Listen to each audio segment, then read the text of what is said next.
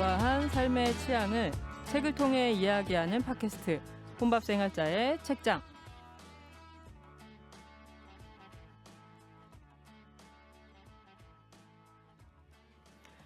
네, 안녕하세요. 혼밥생활자의 책장 187화 방송 시작하도록 하겠습니다. 네, 여러분 김다은이고요. 이제 3월이 됐는데 아직도 이렇게 마스크를 끼고 방송을 해야 되네요. 약간 숨 막히는 느낌. 네, 여러분들도 이제 좀 마스크 끼고 오디오가 나갈 때 약간 걸리적거리는 부분이 있을 수 있는데 이제 좀 익숙해지지 않으셨을까 하는 생각이 좀 듭니다. 3월 이 시간 대체 지금 어디서 무엇 하며 방송을 듣고 계신지 굉장히 궁금해지네요. 근데 많은 분들이 아마 이 스마트폰을 이용해서 저희 방송을 듣고 계실 것 같아요. 근데 요즘 스마트폰이 굉장히 좋아져가지고 뭐 이렇게 얼굴도 막 인식하고 우리 지문도 인식하고 이러지 않습니까? 그래서 생체도 인식하고 또 우리가 스마트폰을 통해서 막 굉장히 많은 데이터들에 쉽게 접속하고 그리고 이 스마트폰이라는 게 어떻게 보면 정말 저의 분신 중에 하나인 것 같다는 생각도 좀 들고요. 그래서 문득 나와 이런 스마트폰, 전자기기 이런 것들이 하나로 연결된 나는 좀 사이보그 같은 존재가 되어가는 건가? 이런 생각도 하게 됩니다. 오늘 제가 갑자기 이런 이야기를 하는 이유는 저희가 읽을 책에 바로 이 사이보그라는 단어가 있기도 하고 이런 기기들에 대한 이야기들을 또 겸사겸사 해보게 될 것 같기 때문입니다. 오늘 함께 이야기 나눌 두 분 바로 모셔보도록 하죠. 인사해 주십시오. 두 분 안녕하세요. 네, 안녕하세요. 안녕하세요. 네. 그래요. 조금만 밝게 인사해 주세요. 우리 네. 또 날씨가 좀 이렇게 하지만 먼저 우리 그럼 손박 먼저 인사해 주실까요? 네, 좀? 안녕하세요. 혼밥생활자의 책장이 사랑하는 게스트. 그렇죠. 네, 손희정입니다. 어서 오십시오. 손박. 네. 그래요. 어때요? 건강은? 제가 지금 사실 게스트분들이랑 단PD랑 전부 다 마스크를 쓰고 계시는데 저만 약간 양해를 부탁드렸어요. 제가 천식이 있어서 마스크를 쓰고 오래 얘기를 하면 이제 방송이 아예 불가능해지는 상황이 펼쳐져서 네, 저는 지금 마스크를 빼고 있습니다. 네, 근데 저희 스튜디오가 지금 아크릴판이 또 설치되어 있기 때문에 뭐 전혀 문제는 없다라고 하는 부분을 다시 한번 말씀을 드리고 그리고 또 다른 게스트분 변호사님 안녕하십니까? 안녕하세요. 김호영입니다. 네. 드디어 나오셨습니다. 드디어인가요? 네, 뵙고 사실 되게 싶었습니다. 모시고 싶었습니다. 감사합니다. 네. 혹시 지금 불편하신가요? 저희와 함께 있는 거? 그냥 좀 굉장히 불편해 보이셔서 약간 시선이 아닙니다. 예, 편한데 이게 카메라도 있고 제가 이런 게 익숙하지가 않아가지고 아직도 네. 몇 번 해봤는데 익숙하지 않아서. 그러시군요. 약간 내성적인 성격이신가요? 그럼요. 예. 고양이 같은 삶을 지향하는 관종 같지만 사실 또 고양이 같은 관종들이 있어요. 저 약간 공감해요. 저도 약간 고양이 같은 관종이거든요. 관심을 주면 귀찮고 관심을 안 주면 너무 서운하고. 진짜. 저는 약간 개 같은 스타일인데. 다르시네요, 저랑. 관심 달라고. 약간 그럴 것 같은데 의외로 혼자 있는 걸 좋아하는 외향적인 듯 보이나 약간 그런 스타일입니다. 근데 제가 약간 왜 내성적이시냐 이렇게 좀 물었던 게 사실 배우로도 활동하시잖아요.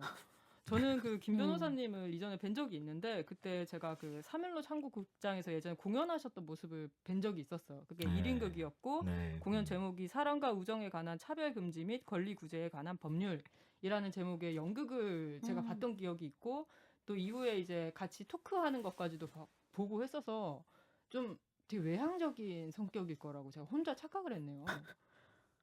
뭐 무대가 열리면 잘합니다. 잘하는데 그쵸.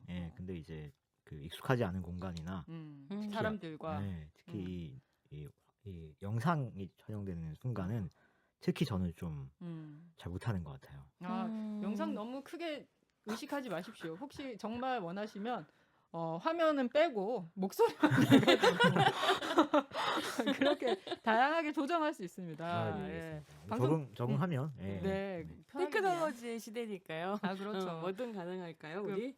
사실 제가 전에 한번 뵐 수 있는 기회가 있기도 했었어요. 그 국가인권위에서 진행하는 스포츠 인권 세바시 그 강연 영상 촬영할 때 같이 하셨죠. 같이 했었고 저 끝나고 아마 촬영을 하셨을 텐데 그 대기실에 김 변호사님 계신다는 얘기를 들었어요. 그래서 막 "헉, 들어가서 인사를 해볼까 말까 막 이러다가 제가 주변 머리가 없어가지고 이러고 돌아섰었거든요. 그래서 그런 거 어렵지. 또. 드디어 배웠다. 어. 뵙고 싶었다. 그런 스치듯 안녕하는 그런 인연이 또 있으셨군요. 안녕 못한 인연이 있으셨군요. 근데 되게 여튼 김 변호사님 아까 이렇게 들어오셔서 저희가 잠깐 얘기 나눌 때 제가 김 변호사님한테 변호사님은 언제부터 스타가 되셨나요? 라고 제가 주변 머리 없이 또 물어봤거든요. 이런 제 말에 어떻게 생각하십니까? 스타의 기준이 사실 뭔지 잘 모르겠는데 제 기준에서는 네. 스타면 이렇게 좀 가다 누가 알아보기도 하고 예, 뭐 이런 게 가끔씩 있어요. 사인도 막 해달라고 갑자기 막 길 가다가. 그렇죠. 예, 그런 일이 딱 한 번 있었는데 근데 그것도 이제 이렇게 공연 많이 보시는 대학로에서 분들이 많은 그런 공간에서 한 번 딱 있었고 아, 역시 배우로서 그 외에 제가 어디 입지가. 가도 아무도 저를 모르십니다. 그러시고 그러네요. 예, 지금 보니까 변호사, 작가, 배우 중에 배우로서의 입지가 제일 탄탄하다. 두텁네요. 예, 근데 작업을 별로 한 건 없는데. 예.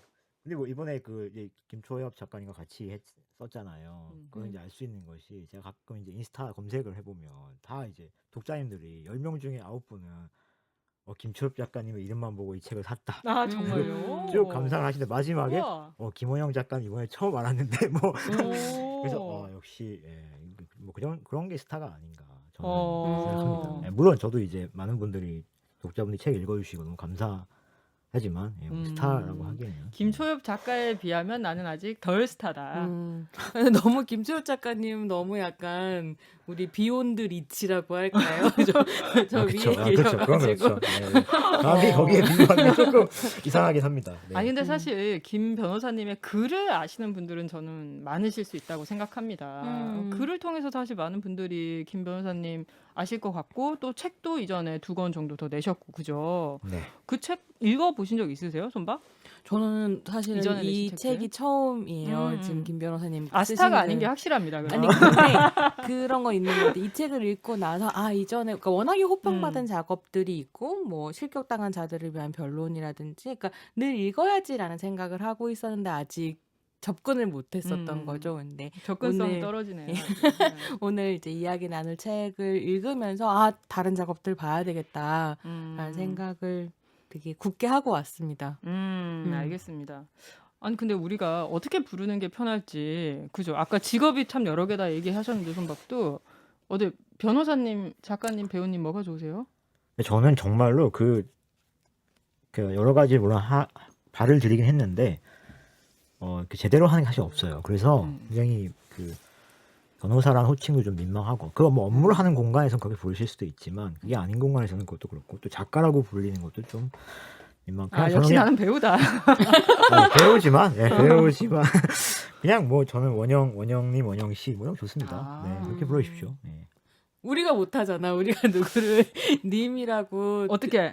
님 한번 시도해 볼까요? 원영님? 우리 그럼 님. 씨도 괜찮아요. 원영 씨도. 원영 씨나 원영님으로. 씨. 그럼 우리 씨로 해봐요. 한번 해볼까요? 손씨 어떻게 한번 괜찮겠어? 손씨 좋다. 손씨 괜찮겠어? 나는 손씨. 그럼 손씨. 우리 한번 원영 씨, 씨로. 손씨, 다은 씨 이렇게. 약간 더 다정해진 느낌. 단씨. 단씨. 단씨. 괜찮나요, 단씨? 괜찮습니다. 좋습니다. 근데 저 되게 오랜만에 이렇게 또 모시고 손님이 오시고 하셔서 그런지 약간 긴장되는 것 같아요. 손 씨도 긴장되지 않아? 이게 씨라고 한다고 말을 해요. 필요 없잖아요. 갑자기 주막이 된 분위기. 근데 저는 사실은 책을 너무 재미있게 읽었고 오늘 이야기 함께 나눌 우리 아직 책 제목 얘기 안 했죠. 그렇죠. 책 제목 본격적으로 소개하실 텐데 책을 너무 재미있게 읽었고 너무 뵙고 싶었었던 분이라 긴장된 것만큼 약간 설레는 것 같아요. 긴장보다는 설레는 거에 더 가까운 것 같아요. 그럼 이제 우리 제목을 이제야 비로소 마침내 한번 말해볼까요? 사이보그가 되다. 김초엽 소설가와 김원영 변호사님이 함께 쓰신 책이죠. 이 책 일단 올해 나온 책이고 1월에 나온 책이니까요. 아직 그래도 굉장히 따끈따끈한 상태다. 이렇게 말씀드릴 수 있을 것 같고 책도 좀 잘 팔리고 있다. 뭐 이런 이야기까지 아까 좀 들었습니다. 저는 SNS에서 그런 것도 봤어요. 그러니까 올해 초에 나왔고 올해 처음 읽은 책이지만 이미 올해의 책이다라고 이미 올해의 얘기하시는 책이다. 예, 독자평도 봤고요. 하반기까지 그 마음이 가나 한번 보겠습니다. 근데 저는 표지도 너무 좋고 그쵸. 예, 표지 디자인도 너무 아름다움이 있고 내용도 촘촘히 재미있어서 오늘 얘기 좀 즐거울 것 같습니다. 어떤 책인지 일단 손박이 좀 간단하게 소개를 해주시고 그 다음에 해주시고 원영 씨가 조금 더 설명을 보태주시면 좋을 것 같네요. 네. 이 책 같은 경우는 청각장애인의 정체성을 이렇게 드러내시는 김초엽 작가님과 그다음에 휠체어 사용자로서의 김원영 변호사님이 서로 이제 시사인에서 글을 주고받으면서 기획을 하게 된 책이고요. 그래서 번갈아 가면서 글을 쓰고 계세요. 김초엽 작가님이 글을 하나 쓰시면 김원영 변호사님이 답변하듯이 글을 쓰고 이러면서 이제 협업이 드러나는 작업인데요. 표지에서 그 협업과 섞임의 미학 같은 것들이 이미 잘 드러나고 있는 것 같아요. 재밌었는데 그랬을 때 두 사람이 이런저런 이야기를 주고받는 그 과정의 키워드가 사이보그라는 것이고 이 사이보그라는 키워드를 경유해서 테크놀로지와 장애인이 맺는 관계 그리고 비장애인 중심 사회가 테크놀로지를 사실은 인간을 위한 테크놀로지라고 이야기하면서 누구를 배제하고 있는가 이런 고민들 무엇보다 김초엽 작가님 같은 경우는 SF 작품을 쓰고 계시기 때문에 SF 영화나 소설에 대한 문화 비평 같은 것들이 곁들여지면서 테크놀로지, 비장애인 중심주의, 장애인, 신체 이런 여러 가지 키워드들을 다루고 있는 책인데요. 제가 지금 그러네요. 설렘 이전에 긴장했나 봐요. 설명이 좀 어려운데 이게 원래 그렇게 말씀하세요. 아 그래요? 네, 원래 어렵게 말씀하세요. 평소와 똑같아요. 근데 이게 이제 제가 나열한 키워드들은 좀 우리에게 낯설고 어려운 부분도 있지만 사실 굉장히 대중적인 화법으로 잘 풀어내주고 계셔서 따라읽기에 좋으실 것 같다라는 생각을 좀 했습니다. 네네. 감사합니다. 적절하고 정확하고. 예. 뭐 종이를 보고 읽는 것도 아닌데 그죠? 그러니까요. 와 예. 저렇게 술술. 너무 감탄으로 듣고 역시. 있었고요. 예. 이제 뭐 공동 작업이니까 아무래도 그러니까 물론 이제 같이 노력은 하지만 어떤 일관된 흐름이나 이런 것들을 계속 의식하게 되거든요. 우리 가고 있나라고 하는 것들. 그래서 이제 또 많은 주제를 다루다 보니까 여러 가지 현상과 측면들을 사이보그라는 키워드를 중심으로 다루다 보니까 이제 어떻게 정리할 수 있을까라는 고민은 저희도 하는데 저희 말씀을 딱 해주셔가지고 예, 뭐 공감하면서 들었습니다. 네. 네. 제 위치가 이제 보니까 그 일반 독자의 위치에서 그럼 제가 한번 말해보죠. 손박이 아까 굉장히 대중적인 눈높이에서 잘 썼다라고 얘기를 했습니다. 하지만 그렇다면 그때 대중은 누구인가? 그러니까 김원영에게 스타란 무엇인가 비슷하게 손희정에게 대중은 무엇인가라는 질문을 해볼 수 있을 것 같아요. 제가 읽었을 땐 어렵더라. 저는 좀 책이 어려웠어요. 사실 이전에 저는 김원영 변호사님이 쓰셨던 책하고 비교했을 때 이전의 책들이 되게 밀도가 있으면서도 그래도 그 책들이 되게 매력적이었던 것은 정말 술술 읽힌다는 매력이 정말 강했다고 저는 생각하거든요. 그러니까 버겁지 않은 읽기가 되게 가능한 책들을 많이 쓰셨고 글을 많이 써주셨다고 생각하는데 그 이전의 책들하고 비교하면 글들과 비교하면 저는 약간 어렵게 느껴지는 부분들이 분명히 있었어요. 되게 좀 학술적이라거나 되게 낯선 개념들 같은 것들도 조금 엿보였던 것 같고 그리고 평소에 이렇게 깊게 생각해 오셨던 되게 뎁스 있는 이야기 같은 것들도 그러니까 지면을 통해 구조화시키기 위해서 되게 고민 많이 하시면서 쓸 것 같다 이런 것들도 느껴지는 글들이 좀 있었고요. 그래서 이게 되게 어렵다. 하지만 너무나 흥미롭다라고 하는 점에서 어려운데 좀 책을 놓기가 어렵더라고요. 그래서 한번 쭉 읽고 그 다음에 저는 김원영 변호사 원영 씨가 쓴 파트만 한번 또 따로 읽어보기도 하고 이런 식으로 좀 나눠서 읽어봤는데 이제 그러니까 그제서야 조금 약간 요런 맥락이셨나 이런 걸 조금 느낄 수 있었던 것 같기도 해요. 그리고 작업 과정도 사실 좀 궁금했습니다. 그러니까 약간 이게 두 분이 함께 썼다라고는 하지만 이게 무슨 약간 서간문 같은 형식도 아니고 각자 따로따로 작업하셨던 건 되게 확실하게 느껴지거든요. 그래서 큰 주제를 먼저 정하고 이거에 대해서 우리 한번 써보자 이렇게 해서 각자 글을 쓰신 건지 한 분이 먼저 주제를 제안하고 그거에 대해서 글을 쓰면 약간 화답하듯이 또 글을 쓰셨을까? 이런 게 조금 궁금하기도 했어요. 사이보그라는 큰 틀의 주제는 당연히 같이 이제 이야기를 하면서 것이고 처음 시작은 사실은 이 사이보그나 무슨 과학기술의 문제를 이야기하기 전에는 저희는 약간 그 각자의 어떤 그 감각과 신체의 경험을 좀 대비해보자라는 기획이었어요.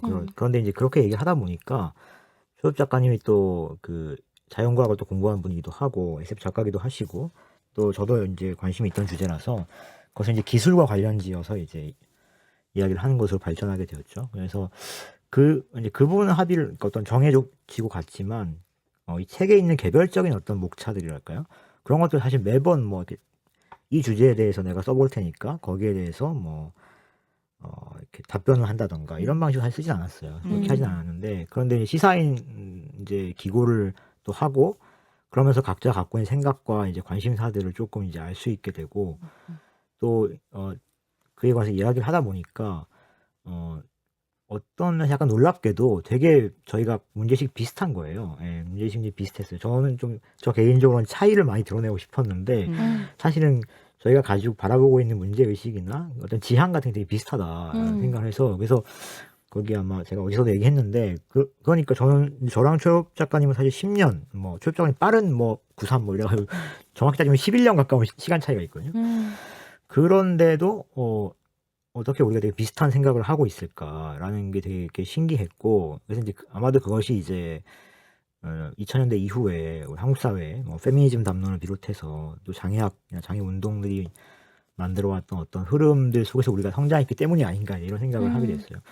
그러다 보니까 문제의식이 비슷하다 보니까 오히려 이제 저희가 뭐 어떤 주제에 대해서 막 이렇게 뭘 쓸지 고민하기보다는 그냥 이제 어디에 초점을 맞출 것인가가 조금씩 달랐던 것 같고 그래서 자연스럽게 장의 큰 틀만 나누고 이제 하나씩 썼는데 자연스럽게 초엽 작가님이 이제 뭐 먼저 원고를 보내주시면 이를테면 초엽 작가님이 좀 더 일상의 어떤 이런 기술 접근성이나 이런 문제들에 초점을 맞추시면 저는 조금 이제 편하게 약간은 좀 더 사변적인 이야기를 또 하기도 하고 또 뭐 제가 가시적 장애의 문제 그러니까 뭐 신체 디자인이라던가 이런 이야기를 쓰게 되면 초엽 작가님은 또 자연스럽게 비가시적 장애의 경험 겉으로 드러나지 않지만 뭐 이런 경험들 또 쓰게 되고 이러면서 뭔가 자연스럽게 이것들이 구조화됐던 것 같아요. 예, 그건 좀 재밌고 신기한 경험이기도 했고, 예, 그랬습니다.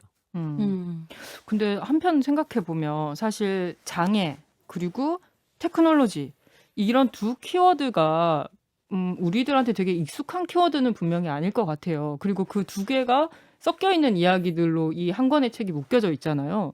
그럼에도 불구하고 손박도 이 책에 대해서 너무 좋은 책이었다 이렇게 얘기하셨고 또 많은 분들이 이 책을 정말 올해의 책이다 이미 이렇게도 얘기를 하고 있단 말이죠. 그렇다면은 어떤 지점에서 되게 보편성을 가지고 많은 사람들에게 독자들에게 와닿았을까 하는 게 또 궁금해지기도 해요. 손박은 어떻게 느끼세요?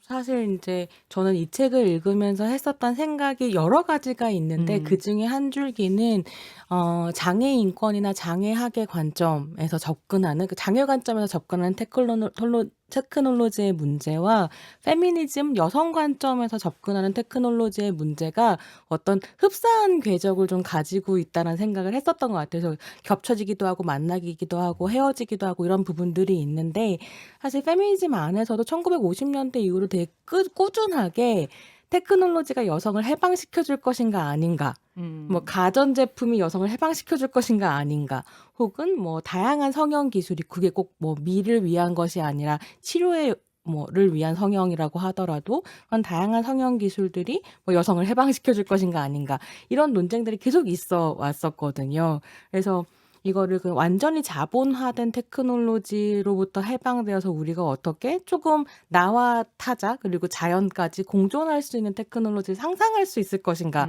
이런 고민이 사실 페미니즘 안에서도 계속 있었고 그런 관심사 안에서 이제 이 책을 봤을 때에는 장애인권 운동 안에서도 테크놀로지랑 맺어온 관계라는 게 굉장히 복잡하더라고요. 그래서 그런 것들 좀 보고 배우면서 새로운 질문을 던질 수 있는 그게 되게 재미있었어요. 그래서 이제 뭐 원영 씨가 지금 김초혁 작가랑 작업을 할 때 이게 그러니까 이 원영 씨라는 말도 사실 우리한테 새로운 언어잖아요. 이 원영 씨라고 부르면서 사실은 관계를 다시 만드는 거기도 한데 사실 이 책이 이런 새로운 언어들을 던져주면서 새로운 관계 맺기를 상상하게 해준다는 생각을 하기도 했었거든요. 어쨌든 얘기를 돌아오자면 원영 씨와 김초혁 작가가 굉장히 비슷한 부분들을 공유하고 있었다라고 얘기하시지만 한편은 저한테는 되게 다른 지점이 있다고 느끼기도 예, 했거든요. 왜냐하면 김초엽 작가 같은 경우는 재현을 고민하는 사람이고 장애 재현을 어떻게 할 것인가 를 고민했고 그리고 이제 보청기라고 하는 테크놀로지는 보이지 않도록 디자인할 수도 있는 거기 때문에 또 휠체어랑은 완전히 다른 부분이 있고 이런 지점들 안에서 사실은 김초혁 작가의 기본적인 입장은 테크놀로지를 경유해서 비장애인 중심 사회가 기준이라고 세워놓은 신체로 다가가는 것에 대한 비판을 끊임없이 하시는 반면에 원영 씨의 입장은 약간 모호하다는 생각을 했었던 것 같아요. 그 테크놀로지랑 장애가 맺는 관계라고 하는 것을 꼭 그렇게 말하자면 치료하고 그다음에 보완하고 하는 테크놀로지를 비판적으로만 볼 필요는 없지 않을까? 이런 입장들을 갖고 계시면서 약간 서로의 입장이 갈리는 부분이 있는 건가라는 생각이 들기도 했거든요. 그래서 그 부분도 좀 여쭤보고 싶은 부분이 있었어요. 그 다르게 가는 부분들이 분명히 있었던 것 같고요. 근데 어떤 면에서는 또 이런 것도 있어요. 그러니까 같은 생각을 하고 있지만 이를테면 이제 저희 둘 다 초엽 작가님이 어떤 이야기를 썼으면 저는 이제 또 다른 그러니까 이를테면 제가 먼저 그 원고를 읽었다 그러면 그 다음에 저는 이제 좀 다른 방향을 좀 더 초점을 맞추게 되면서 약간의 역할 분담이 된 측면도 또 있는 것 같고요. 물론 또 이제 관심사나 초점을 맞추는 부분 달랐던 것도 분명히 있고 그래서 오히려 이제 어떤 것들은 이제 균형이 잡히기도 했던 것들은 이를테면 저는 이제 이게 제가 항상 글 쓰면서 항상 고민스러운 지점인데 저는 되게 잘 알지도 못하면서 굉장히 사변적으로 가는 경향이 있거든요. 글을 쓸 때 굉장히 괴롭고 저도 좀 이렇게 일상과 구체적인 언어를 가지고 독자님들과 만나고 싶다 이런 생각을 하는데 그게 잘 안 될 때가 많이 있더라고요. 하면서 견제를 하지만 그런데 이제 그런 부분들을 또 초엽 작가님이 여러 가지 또 이렇게 리서치나 이런 걸 통해서 구체적인 사례들이나 이런 것들 많이 소개해 주셔가지고 또 이게 보완이 되고 저도 또 이제 너무 멀리 날아가려다가 다시 땅에 발을 딛게 되고 뭐 이런 것 작업들도 있었고 그렇게 보완된 게 있고 근데 또 어떤 때는 제가 무슨 논문을 읽었어요. 근데 이제 초엽 작가님 원고를 먼저 보내시면 거기 봤더니 이미 그 논문을 쓰신 거야. 그래서 그 대표적인 그 트랜스 모빌리티라고 이렇게 휠체어와 뭐 이렇게 그 워커와 의족 다양한 보조기를 통해서 다른 이동 방식을 보여주는 세 명의 장애인들의 이야기가 있어요. 그 논문을 저도 보고 되게 재밌어가지고 그리고 쓰고 있었는데 원고 마감을 초엽 작가님 지키신 거죠. 저는 못 지키고 어쩔 수가 없다 이거는. 봤는데 있으셨네. 어떡해. 예, 뭐 그런 것도 있었고. 근데 어쨌든 그런 역할 조정과 뭐 이렇게 뭐 저희가 막 대화를 막 하면서 일부러 조정한 건 아니지만 그런 어떤 협상들이 계속 있었기 때문에 뭐 이렇게 두 사람의 어떤 그 방향이 또 달라진 부분도 있는 것 같아요. 예. 그렇지만 분명히 또 좀 다른 입장이 있는데 그거는 이제 지금 손박 씨 손씨 희정 씨. 희정 씨. 씨나 손박. 네, 손박님께서 말씀해 주신 것과 뭐 비슷한 내용인데 그 말씀을 더 뒤에서 좀 이야기하겠습니다. 네. 네. 근데 저는 제일 큰 차이 중에 하나로 느껴졌던 건 좀 그 부분이기도 했어요. 그러니까 약간 원영 씨는 몸에 대한 이야기를 하고 싶다라는 마음이 되게 크셨던 것 같았고 그에 비해 초엽 작가님은 좀 그 얘기에 대해서는 약간 어려움을 조금 느끼셨던 부분들도 있는 것 같고 그래서 그런 것들을 또 조정하는 과정 이런 게 있었던 것 같고 맞아요. 네. 그래서 사실 중간에 저는 우리가 이제 뒤에 가서 조금 더 얘기할 수 있지만 여기 2부의 6장에 있는 장애 사이보그 디자인 파트 원영 씨가 쓴 글 사실 처음에 읽었을 때 좀 어렵게도 느껴졌었거든요. 근데 그 부분이 제일 어렵지 않나요? 그러니까 네, 저는 그랬어요. 이게 가장 뭐라 그럴까요? 은유적이면서 사유를 탁 도약시키는 지점이 있는 놀라운 글이었어요. 너무 제일 좋은 되게 파트. 새로운 글로 저도 느껴졌어요. 감사합니다. 어렵지만 그만큼. 저도 좀 가장 많은 시간이 걸렸고 그랬을 것 같아요. 가장 많은 그러셨을 시간이 것 걸렸고 돌파를 했어야 되는데 할 수 없는 그런 상황에서 교착 상태에서 오래 머물러 있기도 했고 그런 글이에요. 근데 독자님들 별 비평에 별로 그런 얘기 없어가지고 다들 좋은 얘기만 했습니까? 아니 디자인 부분 잘 안 읽으셨나 얘기 별로 없지. 좀 어렵지만 재밌게 읽으십시오. 네, 이 얘기도 우리가 뒷부분에 가서 그러니까 얘기가 조금 더 무르익으면 조금 더 구체적으로 다룰 수 있으면 좋겠다는 생각이 듭니다. 근데 사실 뭐 또 손박이 우리 이전에 방송할 때도 뭐 망명과 자긍심이랄지 짐을 끄는 짐승들이나 요런 시설사회 책도 좀 소개하고 했었기 때문에 또 이 주제에 더 관심을 갖고 읽지 않으셨을까 하는 생각도 좀 들었어요. 이게 사실은 제가 정말 비장애인 중심적인 담론 안에서 계속 공부하고 학습해온 사람으로서 너무 몰랐던 분야이고, 근데 최근에 한 3, 4년 안에 장애학과 장애 관점, 불구 관점이라고 하는 것에 관련된 책들이 많이 나오기 시작했어요. 맞아요. 굉장히 좋은 작업들이 많이 나왔고, 그래서 제가 이제 방송 시작하기 전에도 원영 씨랑 그런 이야기를 나눴는데, 이 책이 대중들에게 아직 좀 낯설고 어렵다라고 한다면 사실은 이 책이 다루고 있는 그 개념들과 어휘들에 익숙하지 않기 때문일 것 같다. 점점 더 그런 담론들이 확장돼서 익숙해지면 굉장히 대중적으로 잘 읽힐 좋은 책이라고 생각한다, 이런 말씀을 드렸는데, 실제로 아직 그렇게 이제 장애의 담론이라고 하는 게 대중적으로는 잘 섞여 있지 않는 거죠. 그래서 저도 작년, 재작년부터 이제 관련된 책들을 모으기 시작했어요. 그래서 원영 씨 책도 모아놨고 이제 읽어야지 뭐 이런 생각을 하고 있었던 참인데, 그러면서 읽기 시작한 게 망명과 자긍심, 그리고 짐을 끄는 짐승들, 시설사회, 이런 책들부터 이제 읽기 시작한 거죠. 근데 그 책들만 읽고 나서도 이게 약간 이제 좀 익숙하게 다가오고 이해 가능한 논의들인 것 같아요. 그래서 아까 김 씨가 어렵다라고 얘기했을 때는 우리가 이 책이 어렵기도 하지만 그건 낯설기 때문인 것 같고, 익숙하게 만들어가면 소화 가능한 이야기구나라는 생각을 하면서, 사실 제가 이 책에서 정말로 좋아하는 부분이 아까 말씀드렸던 것처럼 6장인 것 같아요. 근데 거기에 제가 적어왔는데요. 249쪽에 보시면 이제 원영 씨가 그런 부분을 이야기하거든요. 그러니까 이음새 없는 디자인에 대한 문제의식을 좀 가지고 있으면서 우리가 이런저런 테크놀로지나 사물들을 사용할 때 덜거덕거림 없이 굉장히 편하게 쓰잖아요. 그래서 뭐 유튜브를 볼 때도 15분 보면 자동으로 다음 게 막 플레이가 되고, 이렇게 이음새 없이 막 유튜브에 2시간씩 빠져 있다가 배터리가 5% 남으면 아차 이래야지 이렇게 된다는 거에서, 그런 이음새를 만들어주는 어떤 균열의 순간들이 굉장히 중요하고, 그랬을 때 이제 테크놀로지와 완전히 화합할 수 없는 불화하는 어떤 신체적 조건이라고 하는 건 이 사회에 이음새를 만들어주는 사실 창조적인 계기가 되지 않겠는가, 이런 질문들을 던지시는 부분이 있거든요. 그래서 249쪽에 좀 읽어도 될까요? 아유, 그럼요. 밑줄 긋고 포스트잇 붙여왔는데, 네네. 감사합니다. 매끄럽게 설계된 세계 어딘가에 적응하지 못한 장애인이 출연하는 것은 지루하고 의미 없는 유튜브 영상 한가운데 배터리가 5% 남았음을 알리는 사인처럼 이음새를 만든다.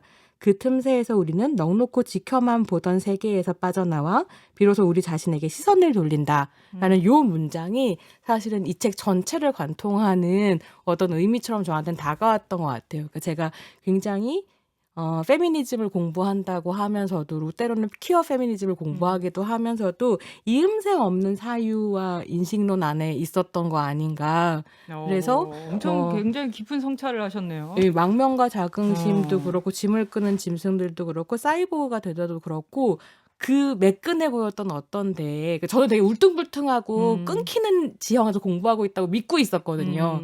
근데 거기도 또 어느새 약간 매끄러운 표면이 되어 있는 상태였던 거고, 거기에서 또 이제 이음새가 생기는 어떤 독서 경험을 요 책들이 해주고 있다. 그래서 저는 진짜 좋았다. 찬양이 네. 이어지고 있습니다. 혼밥 청취자들께서도 야. 많이들 보셨으면 좋겠다. 네. 특히 SF 좋아하시는 분들은 너무 재밌게 읽으실 거예요. 저희가 이제 원영 씨와 그리고 이제 손박이 함께 우리가 이 사이보그가 되다 책 이야기를 나눌 텐데, 어찌됐건 이제 여성학자로서의 손희정 박사의 이야기, 그리고 이제 장애인의 어떤 당사자로서 김원영 변호사의 이야기, 이런 것들을 함께 나누면서 여튼 저는 어떤 뭐랄까요, 담론의 장이자 또 물질적인 장소로서의 몸이라고 하는 것을 우리가 여성의 몸, 장애인의 몸, 이런 것들을 관통하는 테크놀로지 자체에 대한 이야기 같은 것들, 이런 관점으로도 좀 풍성하게 이야기를 이어나갈 수 있으면 좋겠다 하는 생각이 좀 듭니다. 근데 일단 전 그런 게 좀 어려웠었어요. 이게 원영 씨의 문장 중에 주체란 테크놀로지다, 뭐 이런 문장이 있거든요. 근데 저 같은 사람에게 주체가 테크놀로지라 물음표 하나 이렇게 찍고 가고. 그래서 그렇죠. 사실 저희가 지금 이제 방송하면서도 테크놀로지라는 단어를 단순히 기술이라는 의미 외에도 좀 넓은 의미로 계속 그 말을 사용했었던 것 같아요. 네. 근데 그런 단어들이 제가 들었을 때 좀 어렵게 느껴지는 것 같다 할 때는 그때 제가 조금 더 물어보면서 네. 가도록 하겠습니다. 그 안 써도 되는 표현이었는데 괜히 써가지고 이렇게 어렵게 아예 그거 없어도 충분히 의미가 전달되는 표현이었는데 그런 겁니까? 그래도 좀 여쭤보죠. 주체는 테크놀로지다. 무슨 의미였을까요? 저는 이제 거기 이제 그 말 자체를 끌어온 건 사실은 푸코의 어떤 주체 개념에 가까운 건데요. 근데 뭐 거의 그런 걸 굳이 쓰진 않았지만, 그러니까 그 나온 부분이 이제 제가 어떤 그 장애 학생들이 있는 공간에서 나 자신을 이렇게 계속해서 특정한 방식으로, 그러니까 도구적으로 나를 개발하는 거죠. 그러니까 나의 주체성이라고 하는 것을 말하자면 도구적으로 개발한다는 의미예요. 아. 기술처럼. 그러니까 사실 기술이라고 하는 게, 그러니까 테크놀로지라고 얘기하는 게 사실은 물론 복잡한 의미가 담겨 있지만, 우리가 그냥 기술이라고 안 하고 테크놀로지라고 좀 더 크게 얘기를 하고자 하는 것은, 이제 우리가 우리말 기술은 조금 더 협소한 뉘앙스를 갖고 있기 때문에 그렇게 그냥 표현하는 것인데, 뭐 거의 같다고 봐도 크게 다르지 않을 것 같은데, 일단 테크놀로지의 1차적인 의미는 도구잖아요. 도구. 사실은 도구지만 이제, 그러니까 뭐 망치도 사실은 테크놀로지고, 물론 이제 우리가 사용할 때 좀 더 고도화된 지식과 기술이 결합된 어떤 도구들을 보통은 테크놀로지라고 얘기하지만, 혹은 그 지식 자체를 테크놀로지라고 얘기하지만, 1차적으로는 도구죠. 어떤 걸 인간이 무엇을 달성하려고 할 때 필요한 그거를 실현시켜주는, 그것 자체가 목적은 아닌 거죠. 어떤 것을 실현하기 위한 도구로서의 테크놀로지죠. 그러니까 거기서 제가 주체라는 테크놀로지라고 얘기한 거는, 그러니까 어떤 그 맥락에서 장애가 있는 어떤 10대 청소년이 이제 이 사회에서, 그러니까 장애인들이 살아가기 어려운, 혹은 장애인들을 위한 도구가 충분히 없는, 혹은 장애인들이 접근할 수 있는 도구가 없는 어떤 이 시스템에서 살아남기 위해서 자기를 어떤 식으로 계속 개발해야 되는 거죠. 그러니까 나의 주체성이라고 하는 것을 뭔가 더 깊고 풍부한 어떤 존재로 이런 것이 아니고, 그냥 어떤 나의 생존과 어떤 걸 위해서 아주 도구적으로 이렇게 개발해 나가는, 그래서 마치 망치나 뭐 핸드폰이나 뭐 이런 것처럼 나의 주체를 그렇게 만들어 나가는. 근데 물론 이제 그 말이 인용된 원래 원천은 이제 근대 주체가 대부분 어쨌든 그런 주체라는 것이죠. 근대 주체 자체가 어쨌든 그런 주체성이다. 막 자유롭고 뭐 이런 주체라고 하는 게 사실은 도구화된 주체라는 이제 의미라서, 그런 도구화된 주체로부터 벗어나서 어떻게 자기를 배려하고 개발할 것인가가 이제 푸코의 문제의식인데, 아무튼 거기서 쓴 것은 장애를 가진 어떤 10대 소년이 자기의 주체성을 그런 식으로밖에, 도구적으로밖에 개발시키지 못하는 어떤 상황, 뭐 그런 걸 의미하는. 여러분 이제 방송 들으시면서 테크놀로지라는 말이 나오면 어색해하지 마시고 이제 이렇게 이해하시면 될 것 같습니다. 이게 되게 지금 설명하시는 게 와닿는 것이 이 책의 되게 중요한 문제의식 중에 하나가, 계속해서 그러니까 비장애인 중심사에 되게 중요하게 장애 서사라고 하는 것이 장애 극복 서사로만 한정되어 있고, 그것만 허락한다는 거예요. 장애인이 얼마나 열심히 자기를 개발해가지고 드디어 그 난관을 넘어섰을 때 모두 박수를 친다든지, 근데 테크놀로지도 그런 식으로만 계속 이해가 된다는 거죠. 걸을 수 있게 만든다든지, 뭐 이런 식의 이제 상상력만 제공을 하면서, 근데 그런 식으로 자기 개발을 해가는 것만이 장애인들에게 허락된 서사라고 한다면, 사실은 이 사회에서는 누구도 끊임없이 계속 장애인일 수밖에 없다라는 문제의식을 이야기를 하시거든요. 손상되지 않은 신체만 정상이라고 한다면, 사실은 아무리 기계를 붙여서 어떤 식의 극복 서사를 보여준다고 하더라도 결국은 장애인 비정상으로 남게 되는, 이런 것들이 문제가 된다라는 이야기를 계속 하고 계셔서, 우리가 개발하고 있는 어떤 주체라고 하는 것도 결과적으로는 자기개발 서사 안에 있다라고 하는 이야기를 좀 더 확인시켜 주시는 것 같아요. 네, 사실 지금 말씀해주신 그 내용이 이 책의 되게 중요한 네. 부분들이죠. 결과적으로는, 그러니까 이 글의 주제이기도 한 것 같습니다. 그러니까 사이보그라고 하는 은유가 말해주듯이 우리가 장애인과 사이보그를 좀 둘이 너무 안 어울리는 비유 아니야? 라고 누군가는 생각할 수 있을 것 같아요. 보통 사이보그라고 하면 아까 제가 오프닝 때도 잠깐 얘기했던 것처럼 스마트폰을 얘기하면서 제가 사이보그 주체에 대한 이야기를 했지만 어찌됐건 인간이 가지고 있는 어떤 물질적인 신체적인 한계들을 극복할 수 있는 되게 증강된 능력을 결합시킴으로써 더 강력해지는 네. 약간 초인간적인 형태를 우리가 쉽게 떠올리지만 그에 비해서 장애인은 오히려 반대쪽에 있다고 느끼잖아요. 하지만 실제로 굉장히 다양한 기술들과 기계들과 결합되어 살아가고 있는 장애인이 실제로는 이 관계를 어떻게 맺으면서 살아가고 있는가에 대한 좀 면밀한 이야기, 세밀화 네. 그 작업을 이 책을 통해서 해주셨고 저희가 이제 한 38분 정도 지났는데 이제 본격적으로 시간 빨리 가는군요. 그죠. 네. 본격적으로 이제 우리가 책 이야기를 이제 본격적으로 한번 시작해보면 될 것 시작하네요. 같습니다. 이제 시작이구나. 네, 이제 시작입니다.